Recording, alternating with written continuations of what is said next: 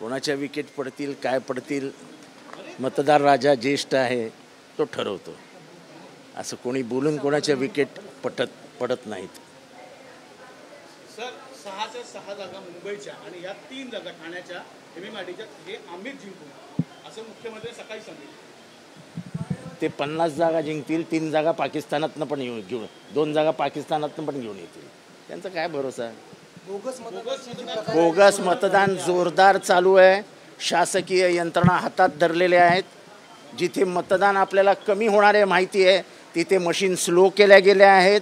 हे सगळं आमच्या लक्षात येतं. काही ठिकाणी मशीन देखील काही एक मत द्यायला जर 5 मिनिटं लागणार असतील तर एका तासात किती मतदान होईल? 12. पूर्ण दिवसात किती मतदान होईल? 120. आणि यादी आहे 1400ची. कसं होणार आहे? इलेक्शन कमिशन जर कोणाच्या हाताचं बाहुलं बनून तिथे काम करणार असेल, अधिकारी मुद्दामून वोटिंग स्लो करणार असतील तर इलेक्शन घेऊ नका ना, रद्द करून टाका ना. बोगस मतदान करतायत, इलेक्शन मशीन स्लो करतायत, मुद्दामून फोटोग्राफ ओळखीचा येत नाही, तुमचं वय ह्याला मॅच होत नाही. तुम्हाला काय दिलं आहे? 14 बी दिलेत ना. मग आधार कार्डवरती क्लिअर नाही आहे. कसली कारणं देतात निवडणूक अधिकारी? निवडणूक अधिकारी मुद्दामून प्रोसेस स्लो करता आहेत आणि हा जाहीर आरोप करतोय. मुख्यमंत्र्यांच्या ठाण्यात जर असं बोगस मतदान होत असेल तर नक्कीच कुठेतरी ते मुख्यमंत्र्यांच्या ठाण्यात होत आहे म्हणूनच बोगस होत आहे. सगळी प्रशासकीय यंत्रणा कामाला लावलेली आहे. सगळी प्रशासकीय यंत्रणा कामाला लावली आहे.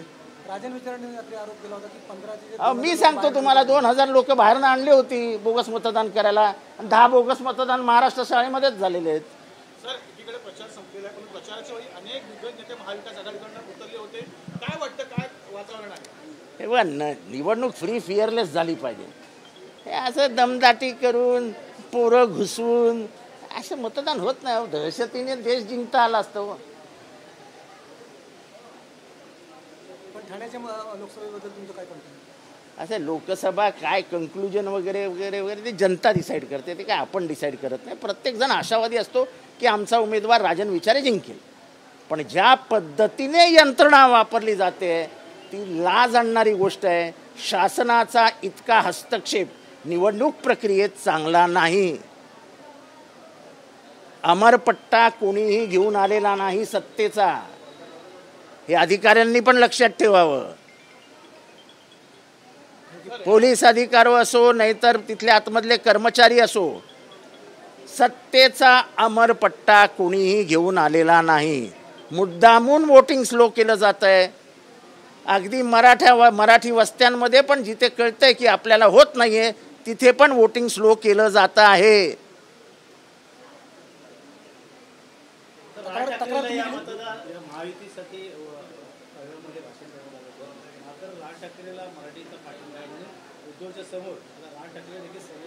राज ठाकरेंना कोणाचा पाठिंबा आहे हे त्यांच्या मतदानावरनं, त्यांच्या उमेदवारांवरनं आणि निवडून आलेल्या लोकप्रतिनिधींवरनं कळतं.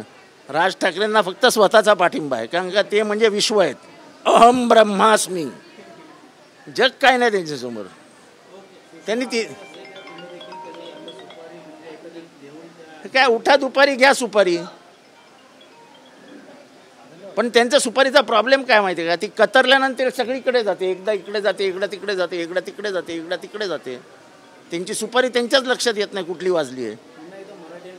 मला तर वाटतंय बीजेपीने राज ठाकरेंना सुपारी दिलेली ठाण्याचं वातावरण खराब करण्याची.